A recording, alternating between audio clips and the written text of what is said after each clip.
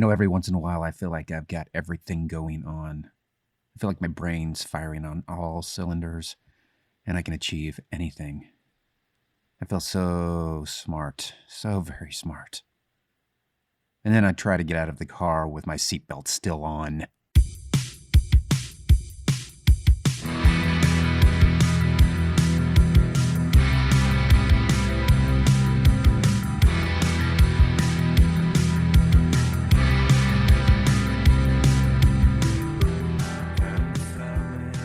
Greetings, fellow Earth babies, and welcome to Post-Punk Heartstrings, where we try to marry up the raw honesty of post-punk music with life experiences.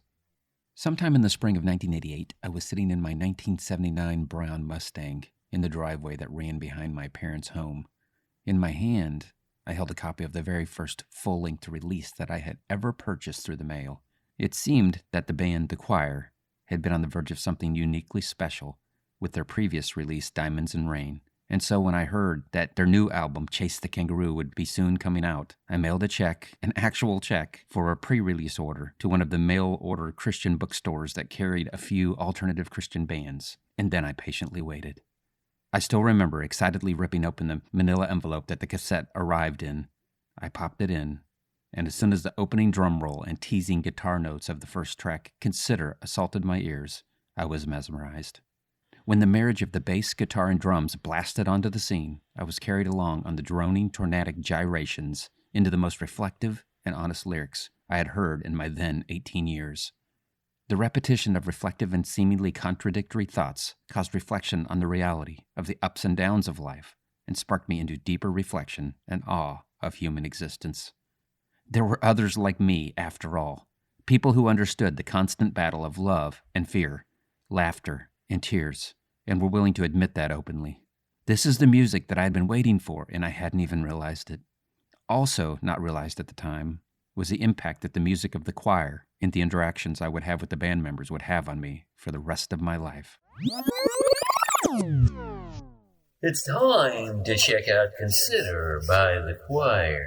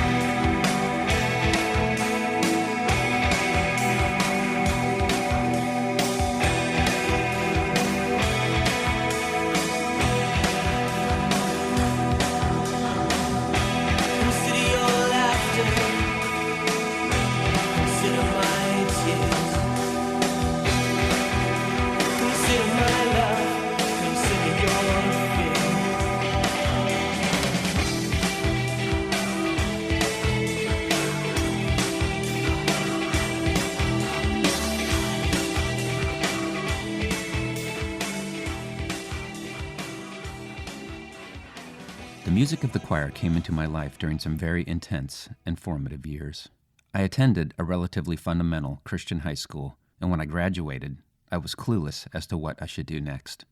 Most of my friends were making plans to go on to higher education, but I felt aimless and talentless, and I had no idea what should come next. For a number of reasons, I had always been fearful of the public school systems, and so even the thought of going to a public university created a great amount of anxiety in me. My father had gone to Southwest Baptist College many years previously, and even though, at the time, I thought I could never achieve anything close to what he had, I greatly respected him, and I felt like if I was going to go anywhere, it might as well be his alma mater. And so I signed on to what by that time had become Southwest Baptist University, aka SBU. When I think of the influence of the choir's music, I instantly go to my college years and the handful of people at SBU who also identified with the creativity, vulnerability, and humility reflected in the music and message of their songs. One of those people is Jamie Harmon, who I got a chance to chat with for the first time in 30 years. I'll ask for a bit of indulgence as we first spend a few minutes chatting about how we met, and then dive into discussion on how the choir impacted each of us and the culture of Christian music at the time. Thank you for joining me. Yes. Jamie Harmon. Yes. Right? Correct? Yes. I keep thinking of you as Jamie Wernley. Yeah. Which probably happened. You probably hear that from other people who. Yeah, I'm on my third last name now, so yeah. Right, and yeah, I just collect them. Yeah. Exactly. Kind of like me, I was going by James, more or less. Yes. I think I was trying to make the transition to Jimmy, and it was not working, and it still doesn't work. Called you Sting, so we didn't call you anything like that. Yeah, exactly. Which I'd rather have that than any other name, but. Yeah, it took me a while to make that transition, especially with my family. But and now some people call me Jimmy James. They'll call Jimmy me James. There you go. But a lot of high school and college people call me. It's insist upon. No, I'm going to call you James. You will not be Jimmy. It's like, okay, great. Thank you for respecting my. Yeah. Are we supposed to call people what they want to be called nowadays? Yeah. Well, there's all the genders. There's all the Yeah. But all I'm asking for is a name. Right. But a derivation of a name. Yeah, exactly. Yeah, come on. But I was going to ask you a question because I don't remember. Do you remember when we met? I'm guessing you don't. I do. You do? I do. Okay. Very, very clearly, actually. Tell me how we met. I was just telling my husband this last night. Because he said he asked, he's like, how did you guys meet anyway? And I said, well, it's kind of funny. That's why he got his name Sting. My friends, Matt and Chad, I don't know if you remember Matt Favre, Chad Dunnigan. Yep. We were sitting in the cafeteria and we noticed you sitting over there by yourself eating. And we saw that a few times and we were like, hey, he looks like Sting. And I was like, yeah, so we called you Sting before we even met you. And one day we were eating and Matt's like, Sting is eating by himself again. You should go over there and introduce yourself. And I'm like, what am I supposed to say? And he's like, just say, wow, you look like Sting. And they're laughing. So as they're laughing, I got up and they were like, oh, she is not going to do it. And I did. And so this was in 91 because I came to SBU in January of 91 or February, whatever. And so it was probably around February, March. And I just came over and I sat down across from you and I said, hi, my friends and I call you Sting because you look like Sting. And you were like, cool. I do remember that. I do. Is that all I said? Yeah. And then we just chatted. Well, that's all Sting would have said. So that's all. Yeah, that's it. Cool. I didn't want to break character. No, Plus, you didn't wear deodorant. No, I do. Well, it's probably true on some days, but no, I do remember. I do remember you telling me that. I didn't remember the context of it at all. I do remember, and this is something that floored me that I still sometimes will when I'm having certain deep discussions with people for some reason. Mm-hmm. I'll mention this. You told me, yeah, my friends and I, we were so intimidated by you. I think you told me that. Yes. and I was, it was either, I've had a couple of different people, well, many people over the span of the years tell me that. Mm-hmm. Yeah, because it just I give off a vibe that's not accurate necessarily. But you told me, yeah, we were so intimidated by you before, and I was like, so shy and so very very like nervous and very neurotic, yeah. and I'm like,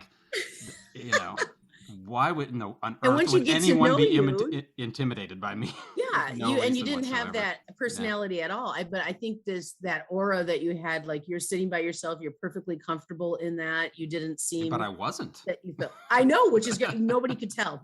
Yeah, good. I was faking it. You were very enigmatic, very Sting-like. And I don't know where Kyle was. I don't know where Glenn was. Yeah. That doesn't make sense. Those sons of guns left me. No, I do remember that Kyle would always arrange his classes early, or maybe late. He would arrange them. It seemed like he always arranged them, and I was eating by myself, and I hated it. Yeah, I hated it. And this was lunchtime. At dinner time, I think that you probably were all three of us then. But Yeah, yeah, I feel like it was. You hung around after dinner. Actually, I think you started at the word association times that we would sit after dinner and just word associate. That was like Oh, my maybe. favorite thing. Wow. Oh, that was so much fun that we did word association for forever until they kicked us out, basically. But That's right. yeah, I had forgotten about that. That's true, though. Yeah. yeah, I enjoyed that. Yeah. But no, I really, yeah, Glenn and Kyle were always there, and you guys had your duct tape, that piece of duct tape that you moved from thing to thing in your room, that you were like, it covered a hole in the chair, and then it fixed a Wow. wire. I don't remember. Wow. I don't remember the duct tape, but that's Okay. that sounds like something we would have did for sure. Because I think it was a there were Glenn so thing, many, is what I that remember. probably was. There were so Yeah. many things. There were so many things like that, especially surrounding Glenn and the things he would do. It was a very creative soul. Yes. But yeah, wow. Okay, so you remember specifically? I didn't remember. I remember he hung out a lot with the group. That's what I remember. And I do, now that you mention those things, I do remember doing the word association and doing all that stuff. I remember going to see Sting. Yeah. Other than that, I just remember just joking around a lot.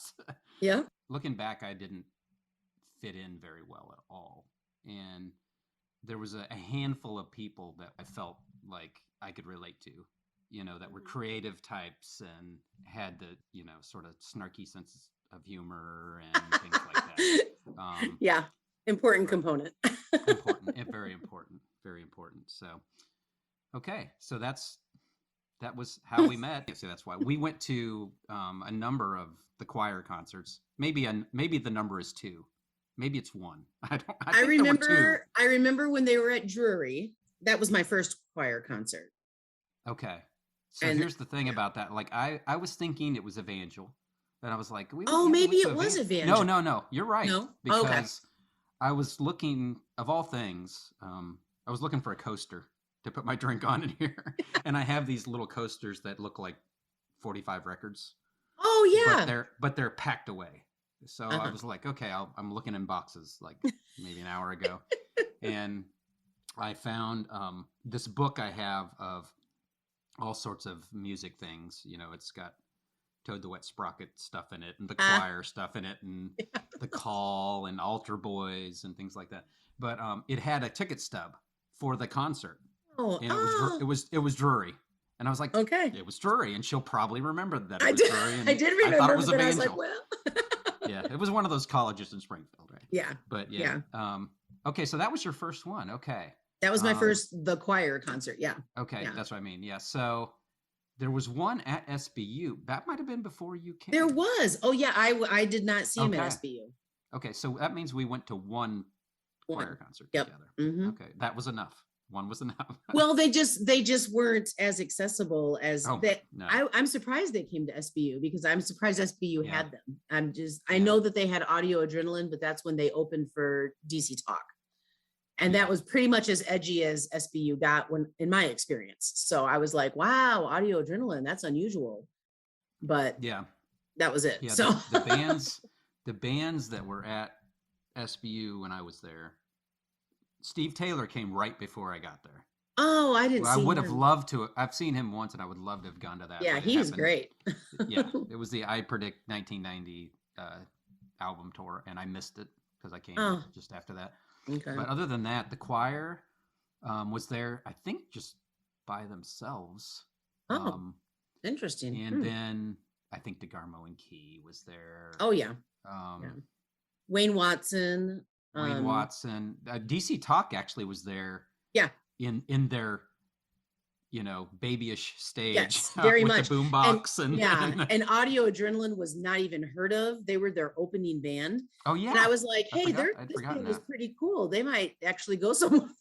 And they ended up being really hugely popular and didn't need DC Talk after that. But that was with early DC Talk. And I was kind of surprised that SBU had them, because you're not supposed to dance. And I'm like, seriously? I mean, that's I know. You just stand there at a DC Talk concert. Right. Oh yeah.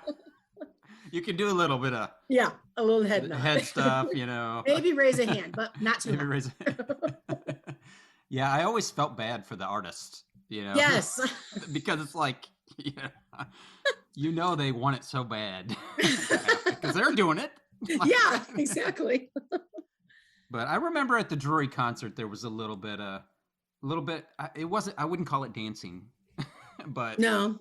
it was close. It was about as Yeah. close as a group of whatever Baptists. What were you?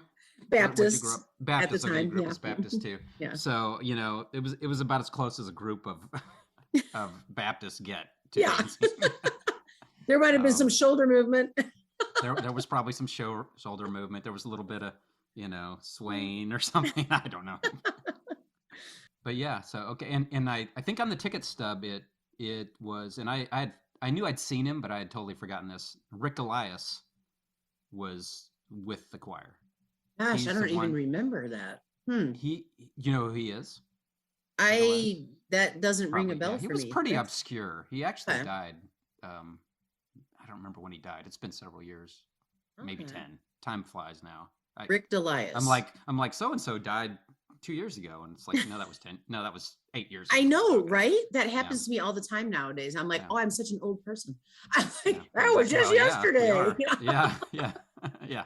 My concept of time is horrible now. Me But, too. But yeah, he was there with them, and I think he opened for him. But Okay. I don't know. I thought that was interesting. I'd totally forgotten that too. But yeah, so anyway, that's because we saw that one concert together. That's why you're here today. Well, there you go. You clinched it at Drury to be part of this magnificent Yay, me. magnificent recording that Hey. a couple people will download. I'm in on the ground floor. And listen to. I'm amazed at like listening back through, for the last few days, listening through all of their music, and it's all right there. And I was like, wow, I'll be reading through the lyrics and I'm like, not sure. And I'll click on it to listen to it. And I'm like, oh, there it is, right there. There's the tune. And I was like, wow, this is great. Yeah. Because there's a lot of music. I mean, I go through a ton of music, and there's like pockets of time where I was like exclusively the choir for maybe like a couple of months, and that's all I listened to, and I immersed myself in them, and so it just comes back instantly because it was so. I mean, I've listened to them throughout the years, but then like the last several years, I would say like the last few years, and my husband will say, we've been married for 10 years. I've never heard of the choir. And I'm like, really? 10 years? Yeah. Wow, Well, fast. I have failed. No. Yeah. Like, what is with me? I keep doing that. I listen to a podcast called Dissection, and Dissect. It's just called Dissect. And he goes through different albums and goes song by song. Yeah. And he did The Miseducation of Lauryn Hill, one of my favorite albums of all time. And Derek was like, I've never heard of Lauryn Hill. I'm like, from the Fugees. And he's like, I've never heard of the Fugees. And I'm like, oh my God.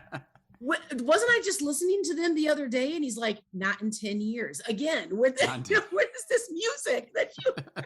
I don't know. I thought I listened to the choir a lot. I guess I didn't. But well, there's so much, right? There's oh my goodness, things how to many listen to. albums did they make? I mean, yeah. But there's that 1, 2, or 3 albums that are like, for me, are the core. And I think it's got to do with timing. Yeah. The college years and what's going on, and all of the emotion and all of the growing up and transitioning, figuring things out and all that stuff. But I don't want to get ahead of myself here. So, Stick to the notes. my biggest fear I'm looking at my notes right now. My biggest fear was we're going to cover too much. We're going to cover too much. Because there's so much. There's so much to cover, and we could go down many, many, many rabbit holes. Yes. of things, which would be okay. I mean, like I said, editing. Editing that I will learn how to do. But, a 4-hour podcast cut down to 1. What? Right. Exactly. I'm trying to get over to the right set of notes here. So, I guess, let me just ask you that first one, because I gave you this list, and so you'd have some time to think about it. So, what was your introduction to the choir? And when you had that introduction, like what drew you to them? You said you had that couple of months where it was all the choir, and so like I had Tell me never about heard that. them before, and you said, I think you would like this band. And I was like, I said I'm sure I this? would. Yeah, you said this. Hmm. And so you said, this just seems like something. So I've got tickets and we're going to go, and it's at Drury. And I was like, okay, cool. And, and I liked that idea of it. Having no idea about their music. But after that concert, I was like, now this is Ah. something, this is really significant for me. And I need to know more. And like I said, then I just kind of, which I tend to do, kind of obsessive, and just completely immersed in their music. So it was, well, Wide Eyed Wonder is my favorite album, is my favorite song. But my favorite album is, come on, taking all these notes and now I lost it. That's Oh, okay. Chase the Kangaroo. I mean, Chase the Kangaroo is just, and I thought in my head, I put Okay, those so together. And probably because they did a lot of the Chase the Kangaroo songs at that concert. yeah. And that was the album that they focused on. But I believe they sang Wide Eyed Wonder Girl at that concert because in my mind, it was on that album, and it's not, it's on its own album. So I was like, where's Wide Eyed Wonder? So those two albums It's on its own album that's named that. Yeah. And I was like, oh, they have more than one. I thought Chase the Kangaroo was it. And they have dozens, which I was kind of surprised about, but I'm more of a Can I ask you collector. a question? Yeah. So you said that you were, I'm going to paraphrase because not exactly what you said, but you said, you went to the concert. So I was surprised to hear that was your introduction, but I totally forgot. So you said you were interested, like you were like, I need to hear more of this or whatever. Yes. Why? Well, for me, I think I said this, I texted you this last night, and I wanted to bring this up again today because I've really thought through this today, that phrase that I typed, and I just typed it out and then I really thought about it, that it married my beliefs to my whimsy. Mm-hmm. And what I mean by that is that I grew up in a really legalistic church, legalistic Baptist. I was Garb, which is extremely legalistic.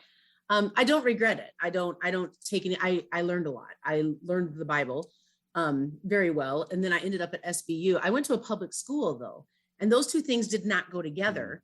And so what I listened to at church, what was acceptable at church was hymns. And even Amy Grant was looked a little bit suspiciously at her. And so that was the very edge of what was acceptable at my church. And really not very much Amy Grant or Michael W. Smith even. I mean, they were a little bit poppy. And there was no middle ground for me. And the choir opened up this middle ground. I'm Anglican now. And Anglican is we call it the via media, the middle way. And that's kind of me. That is me to a T. I love music like Depeche Mode, Toad the Wet Sprocket, all of that. And then I like hymns and I like Christian music. And there was nothing that put those together for me that was acceptable.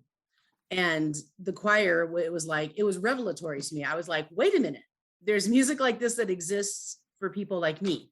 This is me in song, because it has that quirky, it's not just blank statement. It's easy to understand. You know what they're saying right away. I mean, you have to really read through and feel the lyrics and understand and dive deeper. And I love that. I love that about them. It was all brand new to me. I really had never met Christians like that were not just, little polo wearing, hymn singing Christians. Not that that's a bad thing. That's all that I saw. And I couldn't put that together with my public school persona. It just didn't. I always felt like you said, I always felt like I was outside. At church, I was an outsider because I was different, that way. I wasn't that little straight line. And at school, she's the church kid. So I was not in line with a lot of stuff there either. So that was like a place where I was like, it all came together. It's a wonderful place. I'm like, I'm not alone here, So that was great for me. That's very interesting because I had sort of, I can relate to a lot of what you said, but I had sort of the backwards of that. I went to a fundamental Christian school, all through grade school, all through high school. Yeah. And I was raised in the Baptist church. So we went to church, but it wasn't. My parents weren't super. It was Southern Baptist, which isn't real fundamental. No. You know, Yeah. they can be, but they're, you know what I mean. But my parents were not at all like that. So, and I'm the youngest of 10. So, oh, I forgot that. yeah, I'm the youngest of 10. So I heard all this secular music all the time. Yeah. But then at my school, it was like that was not acceptable. Like you could get kicked out for going to, a Striper concert or something like that, like a Christian concert. You could get kicked out if they knew about it. So I had kind of the reverse situation, and I feel like I missed out on a lot of music because of that, because I heard a lot of the secular music, but it was more the classic rock stuff. And, I just heard the, whatever new wave or alternative stuff kind of made it into the top 40. The mainstream. The main, which I liked. I just didn't know that other world of music was out there, like Depeche Mode, early Depeche Mode, and early REM, Depeche Mode, REM, and I mean they started in the early 80s, or maybe even 79, but I knew nothing of that, but it was a lot. It gave me more to discover later, which was nice. I got it, but yeah, so it's interesting you said, because I'm kind of like the reverse, and I was introduced to the choir by Glenn, who we both went to the same school. You went to the same school, yeah. Yeah. And, I remember thinking how lucky he was at the time, because he lived a little further north than me. And on his radio, his stereo, he could get William Jewell. And William Jewell is a college here at quote unquote Christian college that's in Liberty, which is just north of Kansas City. Okay. And he could move his antenna just right to get the school station. I don't know if you remember the station in Springfield at the college. I don't remember what the name of the station was, but when we were in SVU, you could sometimes get the college station in Springfield at Missouri State. Then it was Southwest Missouri State.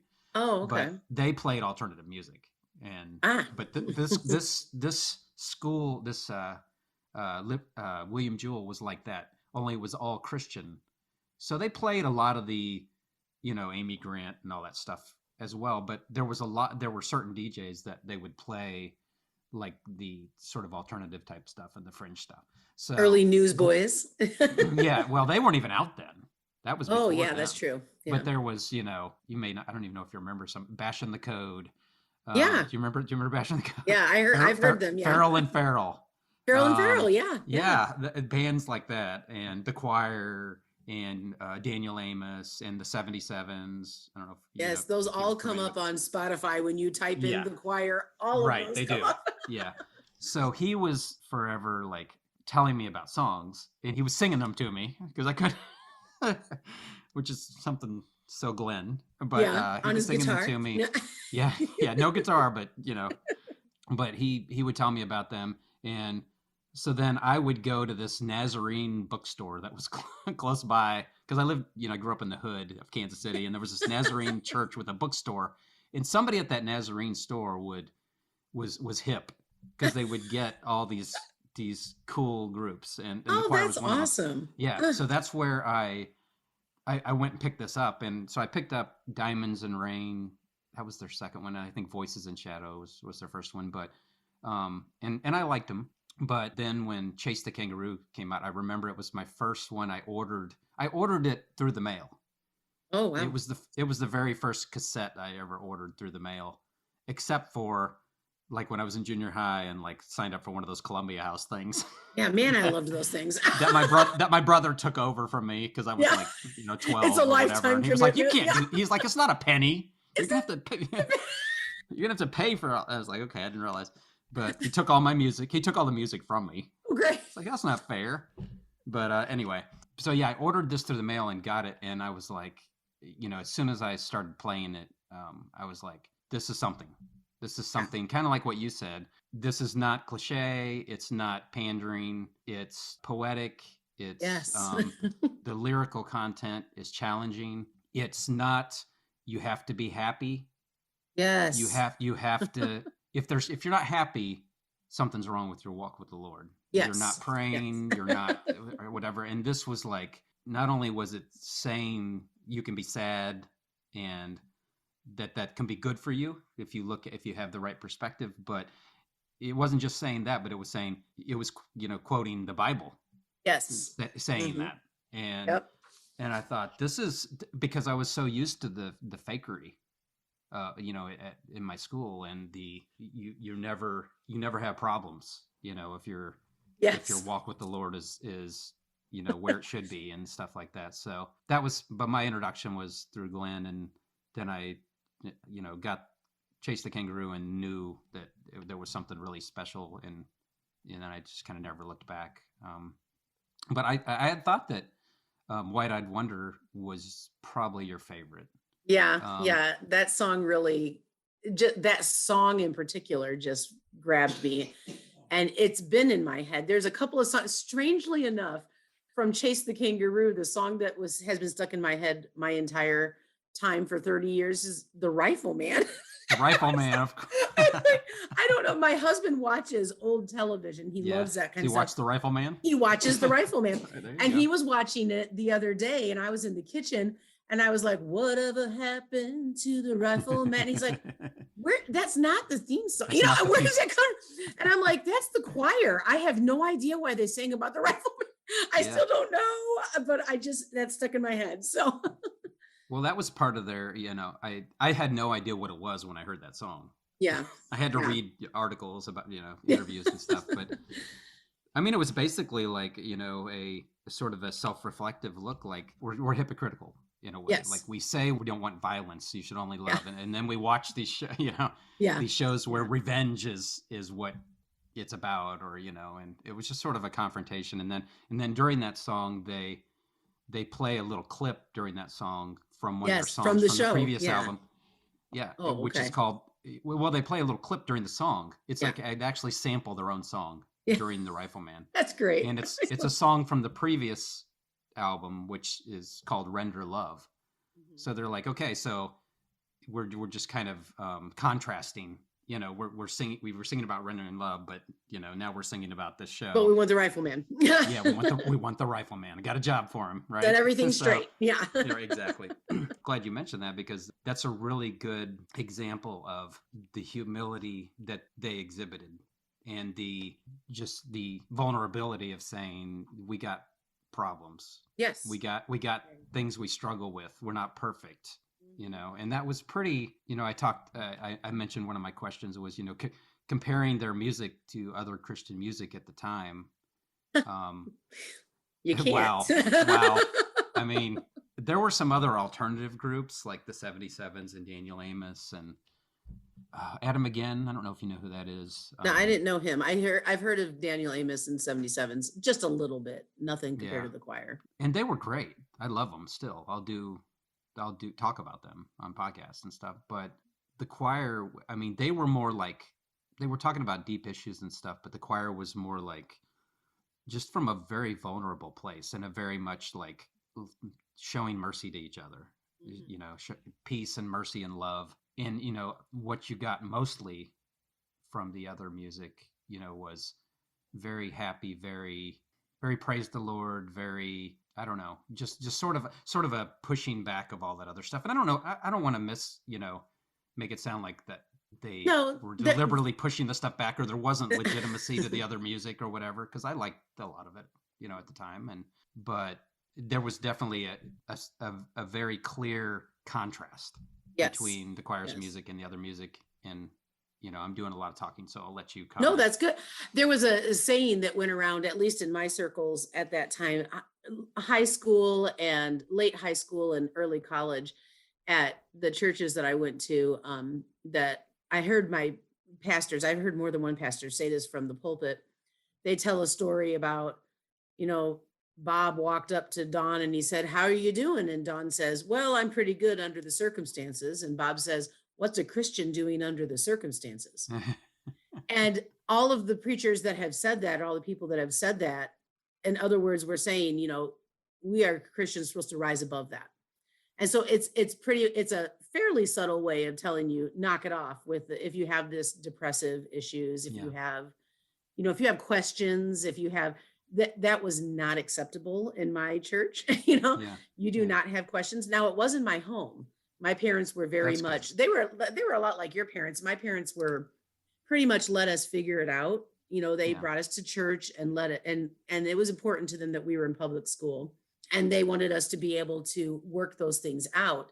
My sisters didn't, for the most part, really bother to, but I'm the youngest of 4.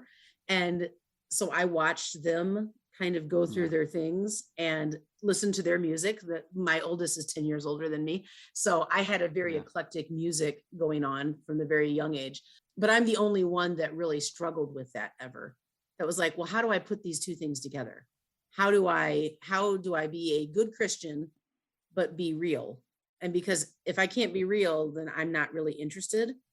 And so it was really hard and my mom, it was really important to my mom that we were normal. There's a lot of mental illness in her family.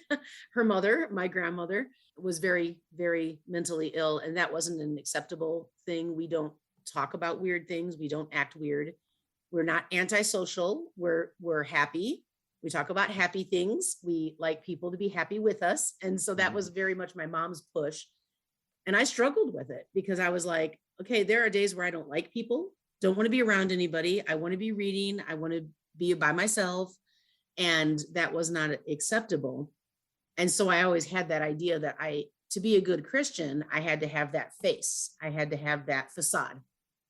And I'm not good at it. So I was like, it was very frustrating for me. So I tried to kind of fade into the background when I was feeling introverted, just tried to fade away and go find a corner to read. And when I was feeling like I can put on a show right now, then I was fine.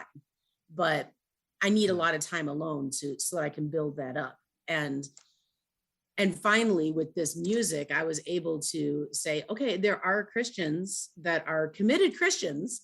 It's not like, I might just give up God. It wasn't that kind of thing. It was just, I'm committed to Christ and life is really sucky, and I was like, you can say that, I'm like, I loved that. That was very freeing for me.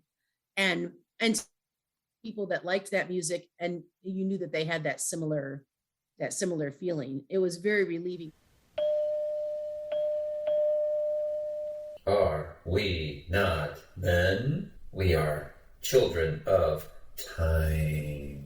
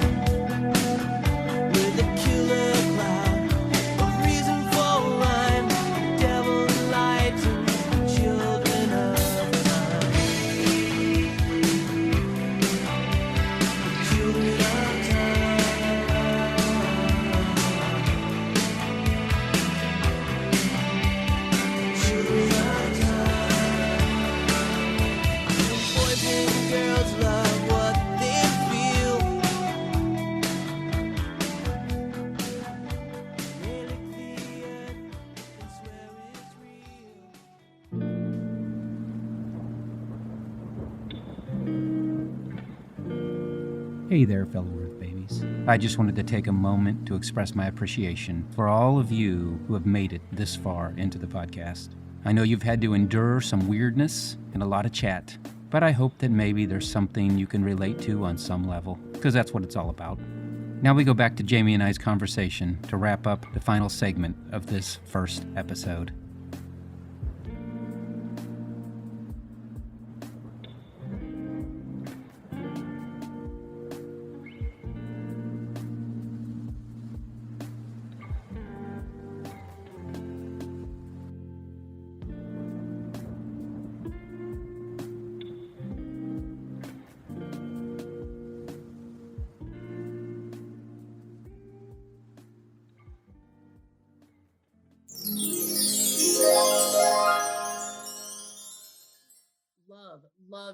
Christian college. And I realized that it had a lot of issues and it's gotten a lot worse, but I loved it. I loved my experience there. But it was also really kind of wild for me being around Christians all day because I wasn't used to that. I was used to being at public school. We went to church all the time. We were there like 3 or 4 times a week, but that was a separate life in a way. I didn't go to school with any of my friends from church. For the most part, I had like one that I went to school with. And so it was knowing that I could have both things put together was because I loved my time at SBU, loved all my friends there, still very close to a lot of the people from there. But there was still some of that superficial, you have to keep up and I love Wayne Watson. I love his music. I loved his concert, but I'm like, I'm not Wayne Watson. I was like, I can't have, his testimony is that he doesn't have a testimony, that he grew up in a Christian home, went to a Christian school, went to a Christian college, married a Christian, never did anything wrong, never did, and I was like, oh my gosh, that's probably the truth for most of the people that are around me. So I better just be quiet. I don't want them to know, so. Right. That struggle being in music was great. Yeah. It was a very transitory time, I think, for Christianity. Church in the 80s was very different. Yeah. And for the most part, I didn't have experiences everywhere, but it was very repressive in a lot of ways, like subtly repressive even. Now it sounds like your experience was a little more at church, at least, was very clearly fundamental. Oh yeah.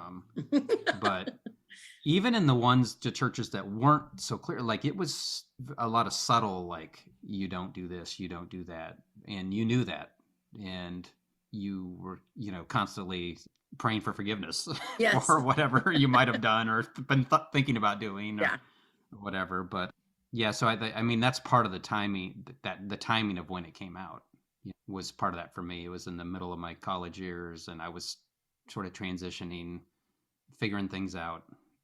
So you've said that Chase is your favorite. It's my favorite album. If you had to pick as an album. It's my favorite album. What about you? It's my favorite. Yeah. Yeah. And it'll always be my favorite just because, I'm honest enough to realize that and say that I understand that it's my favorite because of when it came to me, the timing of everything, where I was at. Because a lot of people talk about Circle Slide. That's the one that was big in Christian music, and I think everybody kind of came on board with Circle Slide. Yeah, like the people that weren't on board before, they came on board with Circle Slide, and that's considered, it won all the whatever Dove Awards or whatever those things. See, that would be hard for me to really love that, and I'm sure it's a great album, but it would be hard for me it'd be like kind of losing something. I'd be like, oh, now everybody likes them. Okay, moving on. Right. Which is, we're back to INFJ stuff again, but true. So true. It's crowded up here. Yeah, exactly. But it's the timing of it for me, my circumstances, the band, they say that's where they put it together. Ah, okay. In interviews and stuff like that. I love that. But I loved Wide-Eyed Wonder as well. When I first heard it, I was disappointed. I remember this because it was a lot more upbeat. It wasn't as gloomy sort of sounding and lyrically and stuff and musically. But it didn't take me long to fall in love with it. And I was listening to it today as I was driving, and what you said about hearing the songs, and like I was like, I know like a lot of the lyrics. I just instantly know these lyrics. Yes. And there's a lot of interesting and beautiful songs on Wide-Eyed Wonder. You know who the Cowboy Junkies are? I love the Cowboy Junkies because the choir. I remember at the time I would hit all the magazines like CCM and all those magazines where they'd interview the choir and they said that's one of the bands they were listening to. And then on that album, there's a song that I think probably was influenced by the Cowboy Junkies, and it's Behind That Locked Door. Yes. There's a lot of harmonic, and I love that song. Behind That Locked Door. I cannot help but sing along with that song. Yeah, that is great. And I was listening to that because I was like, oh yeah, I love this song, Behind That Locked Door. And so I did some research, and George Harrison, that's George Harrison for the Beatles in 1970. He I released it in think, 1970. you know what? Now that you say that, I think I did know that at one point. Yeah, Like I I was remember kind of, reading that. I forgot that. and I love that when you can find, I really kind of revel in, I can find a Christian band doing a song that from a secular person. Yeah. I Yeah. love that, because I'm Yeah. like, behind that locked door, George Harrison didn't mean anything spiritual by it, but in the hands of the choir, it is. It's very, so Yeah. I'm like, Yeah. oh, I love this so much. That, yeah, that's great. That's a great song. What other notes do you have? Yeah. Well, You have quite a few. I have notes on Someone to Hold On To. I love the lyrics of Someone to Hold On To. And I was like, I listened to the intro over and over and over today, because I'm like, there's something that's reminding me of something else. And so I was like, I'm feeling like maybe In Excess, Tear Us Apart. Maybe that's what it is. So I listened to Maybe. that. Oh yeah, maybe. I listened to that and I'm like, it's close, but that's not it. I feel like it's something around that era. Maybe it's an REM song. So sure enough, I listened to REM, The One I Love. And that opening chord is the same as the opening chord to Someone to Hold On To. But in the choir, strangely, well, not REM was a pretty dark, depressive, they didn't get happy, shiny, happy people making fun of it. But I mean, they didn't do the happy, but the choir took that same chord and did it more up tempo with a different beat to it, but it's the exact same chord. And I was like, that's why it sounds so familiar. And I just love how they did that, where they pulled in, REM before they became really popular and known. They were more of the underground scene, and I really loved them. And so I was like, oh, I love that. And they did it. It's a love song, but a love song like the choir would do. So it's not your sugary sweet, and I just loved that connection. There's a hint of darkness there. Yes. Or foreboding or whatever. And even pulling in God, because I need someone higher than the stars. And I'm like, oh, see, they just did that so well, so seamlessly. You could. Very much so. Yeah. So I love that. Yeah, it's funny you said that, because I was listening, I was thinking, I was contrasting the two, which I don't know why I've never done this in my head, but the two albums, Chase the Kangaroo and Wide-Eyed Wonder, I was like, just I guess I was trying to figure out, why do I feel a certain way about one and a certain way about another, and I was like, it's more jangle pop or jangle type music, and it reminds me of REM, like the music on Wide-Eyed Wonder. A lot of it reminds me of that. And then Chase the Kangaroo is more moody, and I don't know who it's like. I don't know. Yeah. I don't think there's a lot of comparison. I mean, maybe a little bit of Midnight Oil, but maybe a lot less rocky, Yeah, it's very moody and ambient. Yes. A lot of they had ambient on both of them, I think. They did some ambient. Well, that's their sound. I mean, I think I could hear them anywhere and I'd be like, hey, that's the choir, Yeah. So Chase the Kangaroo. So did you listen to it again? Or did you think, I listened to it. What do you feel like is the theme of the album? Like, what's your opinion on that? Because it's very personal, I think, to interpret, and that's what we love about this kind of music, right? Yeah. The band could mean one thing, Exactly. it could have different meanings for different people in the band. Yeah. And certainly for listeners, it's going to sort of strike different things. But what was your overall?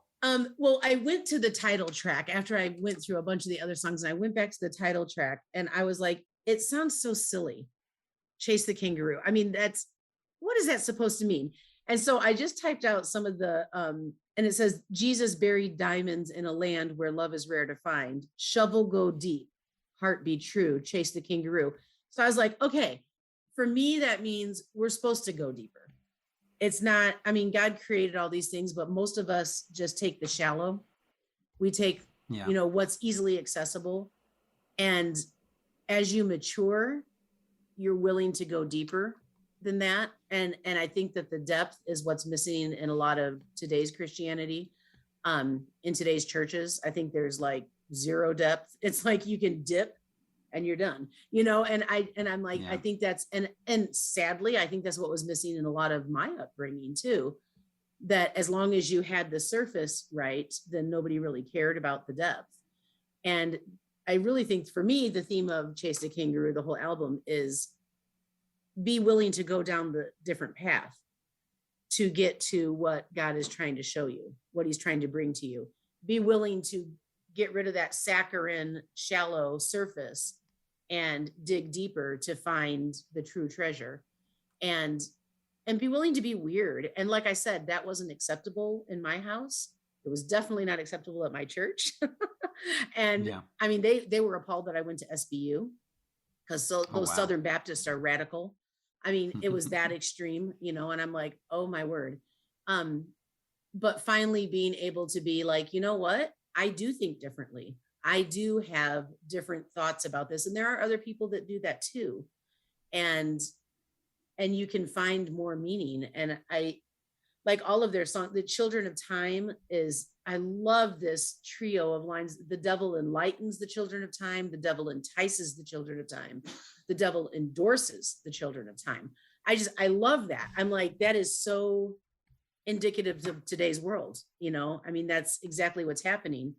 And we just take the easy route. We really do. Even in Christian circles, we take the easy route. And that's not what we're called to do. And it's not easy to do the opposite, because you can be ostracized by the world very easily, but you can really be ostracized by Christian circles just as easily. And that's very sad to me.